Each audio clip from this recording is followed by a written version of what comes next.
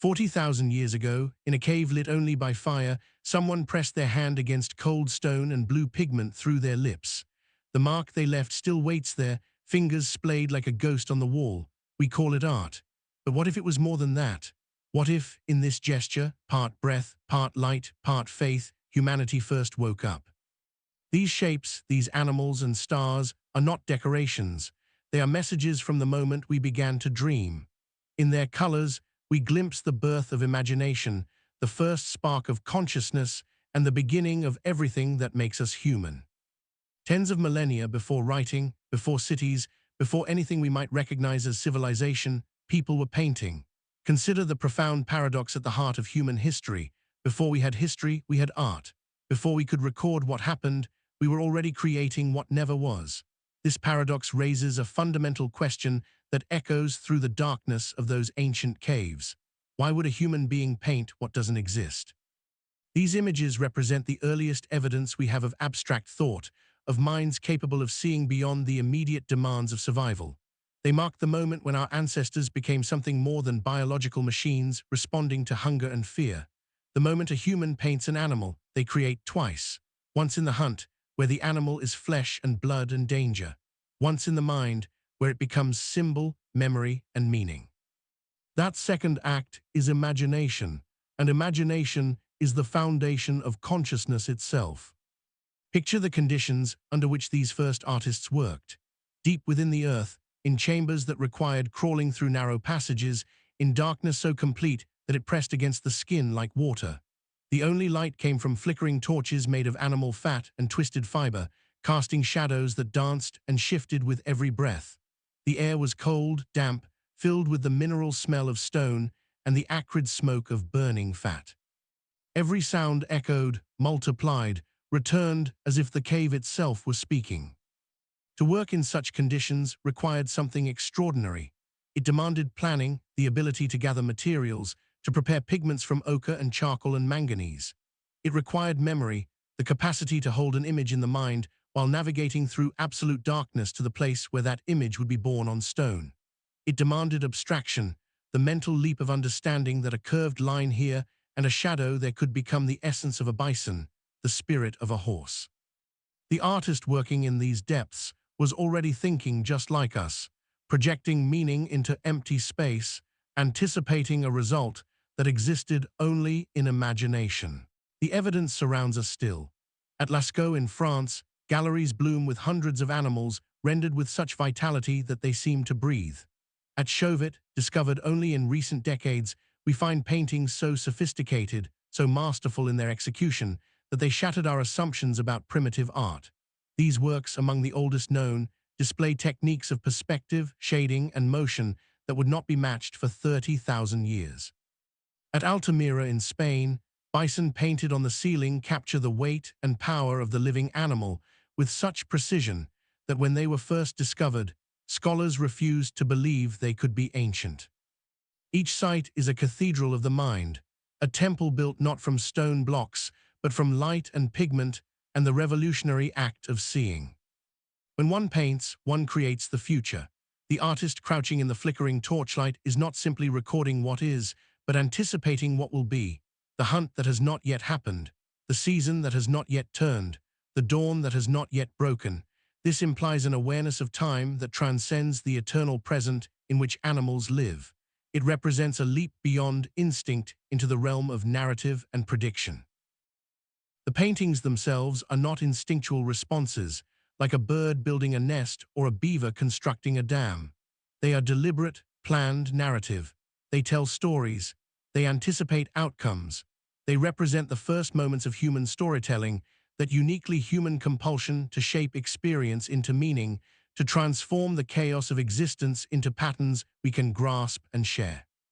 Humanity's first stories were not spoken around fires, but painted on stone, and they remain there still, waiting to be read. Among all the images painted in these ancient galleries, some of the most moving are the simplest. Hand stencils, created by placing a palm against the rock and blowing pigment around it, leaving a negative space, a ghost of flesh preserved in mineral. These are humanity's first self-portraits, the moment when our ancestors achieved a realization so profound it still resonates across 40 millennia. I exist. These marks bridge the body and the world. They are simultaneously physical and symbolic, flesh and concept. The breath used to spray the pigment is both the essence of life and the medium of creation. It is exhalation and signature, function and meaning. In that breath, we can hear the first articulation of the thought that would drive all human creativity to come. Remember me. I was here. I lived. I saw. I felt. I understood that I am, and that this awareness, this consciousness, is precious beyond measure. With each stroke of ochre, each palm of pigment, the darkness of the cave became the first screen, and consciousness itself became the image projected upon it. The transition from human awakening to sacred space is not metaphorical but literal, written in the geography of these ancient sites. The act of painting often occurred deep underground, in chambers that required deliberate, difficult journeys to reach. These were not places of convenience, not locations chosen because they were comfortable or accessible. They were destinations, places of isolation, echo, and transformation. This suggests ritual rather than decoration, ceremony rather than casual expression. The cave becomes something more than geology. It transforms into a womb, a portal between worlds. The descent into darkness mirrors the transition between states of being, between life and death, between the material and the spiritual. To enter the cave was to leave the ordinary world behind, to descend into the underworld, to meet the unseen powers that governed existence, and then to return transformed, carrying visions carved in light and preserved in pigment. We must abandon our modern assumption that art exists primarily for beauty, for aesthetic appreciation. For the prehistoric artists, creation was not about making something pleasing to look at. It was about shaping reality itself. Archaeological and anthropological evidence suggests these paintings functioned as sympathetic magic ritual invocation. By painting the bison, the artist gained power over the bison. The image was not imitation, but participation in the essence of the thing itself. Consider what this means. The painting is not a picture of a bison. It is the bison captured and controlled. It is the hunt made certain, the chaos of existence brought into order. The act of creating becomes a form of power, a way of ensuring survival in a world of constant danger and uncertainty. This is the birth of belief, the moment when humanity discovered that the mind could reach out and touch the world, that consciousness itself was a force that could shape reality. Alongside the naturalistic depictions of animals, the cave walls display something else. Abstract signs, dots and lines and zigzags, hand shapes and geometric patterns that seem to carry meaning beyond representation. These marks appear across different caves, different continents, different millennia, suggesting not random decoration, but deliberate communication. Some researchers propose these symbols represent a proto-writing system, mnemonic devices encoding information about migration patterns, seasonal changes, or ritual knowledge. The hypothesis grows more compelling as we study the patterns. These shapes may represent sounds, the first phonetic symbols. They may indicate directions, maps of territories and resources. They may record cosmic events, eclipses and meteor showers, and the movements of planets. What becomes clear is that art was beginning to merge with knowledge, that the impulse to create images and the impulse to record information were never separate. These cave walls represent the precursor not just to art, but to science, to writing, to all the systems we would later develop for preserving and transmitting understanding. Recent research has revealed something extraordinary. Some cave paintings appear to align with constellations visible in the night sky tens of thousands of years ago. The arrangement of dots above the shoulder of a bull corresponds to the Pleiades. The curve of spots follows the arc of Taurus.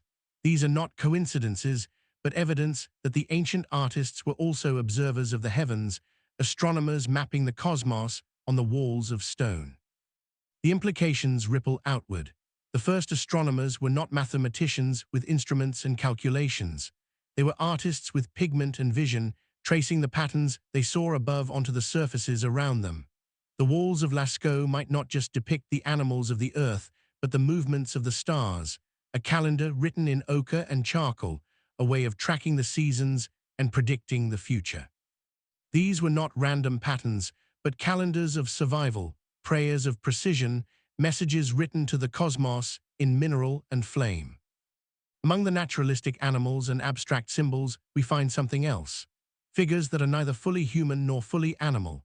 The rhynanthropes, beings that merge human and beast, figures with human bodies and animal heads, or animal forms with human postures.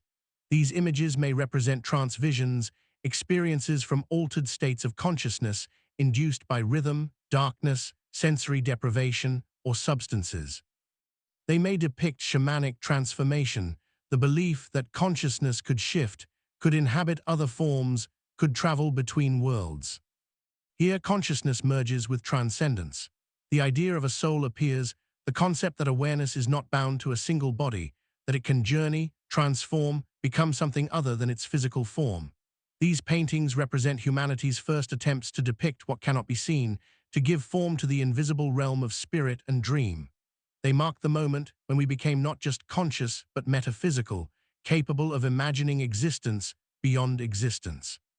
The artists understood something we often forget. The flicker of torchlight animates the figures painted on uneven stone. A bison painted across a bulge in the rock seems to move as the light shifts, seems to breathe and run. The play of shadow and flame creates the illusion of motion, transforms static images into living visions. The artist was not creating something meant to be seen in steady, artificial light. The cave was a theater, and the paintings were performers in a drama of living shadows. In this discovery, we glimpse the birth of so much more than painting. We see the origins of performance, of cinema, of all the arts of illusion. The primal desire was not simply to represent the world, but to make the inanimate come alive, to create the illusion of life and motion, to capture not just the appearance, but the essence of vitality itself. They were not painting animals. They were painting the idea of life itself, the eternal pulse that binds flesh to light, earth to sky, consciousness to the vast mystery of existence.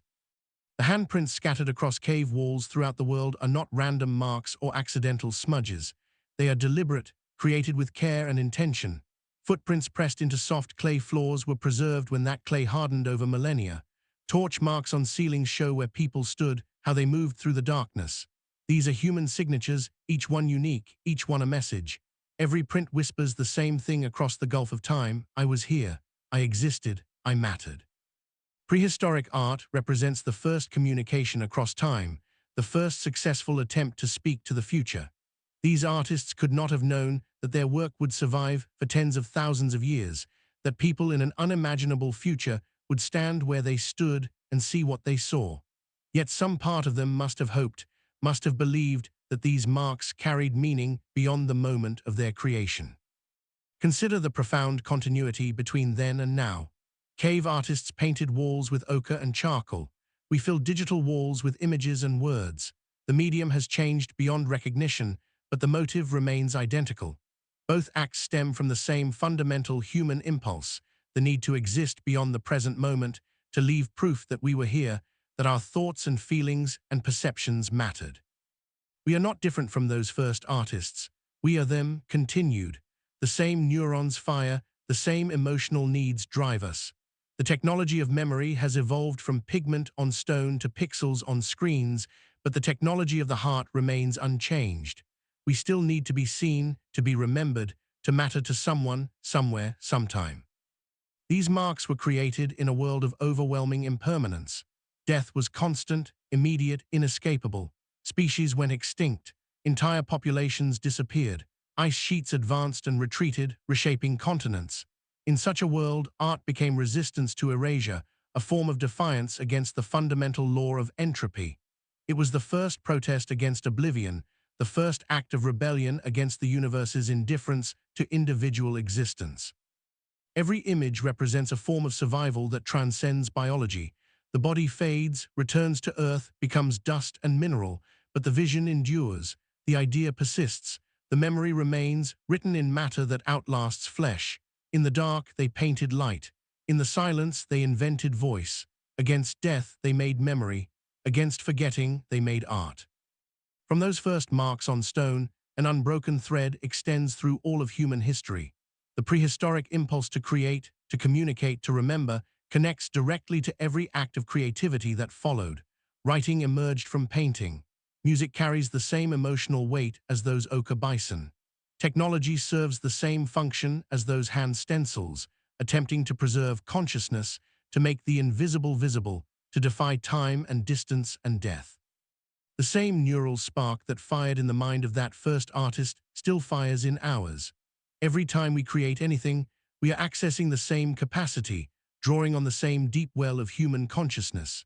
Humanity's story is one long echo of that first brush against stone, that first realization that we could make marks that meant something, that we could shape the world to reflect the world within our minds.